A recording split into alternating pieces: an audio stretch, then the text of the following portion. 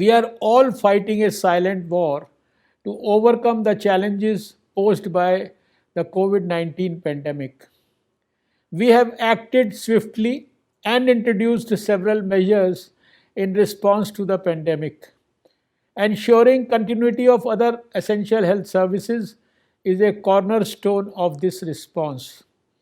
The Government of India has prioritized service continuity, issued a series of advisories to ensure minimal or no disruption of essential health services, including for HIV. Yet, it is important to understand that the pandemic is far from over. Hence, the theme chosen by WHO for this World AIDS Day, Global Solidarity, Resilient Services, has even more relevance this year.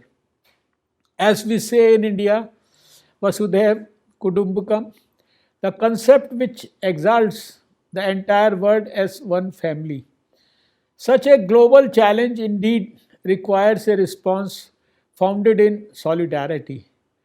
COVID 19 is not the past, it is the present, and we must be resilient and determined in making sure that no one is left behind as we fight to control the pandemic and protect lives. The AIDS response in India has been guided by evidence based strategic plans ever since the inception of the National AIDS Control Program. The National Strategic Plan 2017 to 2024 maintains the focus on achieving the 95-95-95 targets by 2030.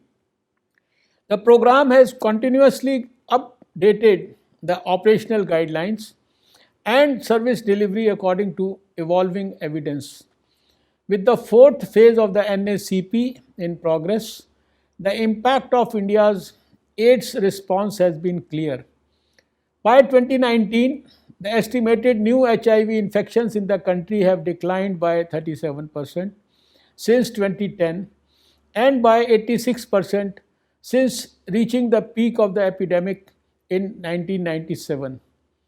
India's prevention program and the rapid scale up of treatment services, including Treat All approach, have been global good practices.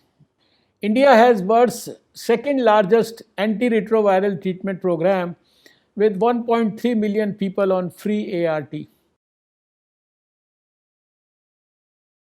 India has already piloted pre-exposure prophylaxis using ARV drugs as an additional prevention tool for key populations who are at higher risk. The operational aspects of how to integrate this into the program is being reviewed. The rapid scale up of internet bandwidth and mobile phones offer tremendous opportunities. The program has already started efforts to define a methodology to estimate the number of people among key populations who can be reached in the virtual world. The program is now reviewing local evidence and other factors to include HIV self testing as one of the different approaches in HIV testing services. The program has already adopted community based testing services to complement the extensive network of facility based testing services. NACO is strengthening its strategic information infrastructure and reporting systems.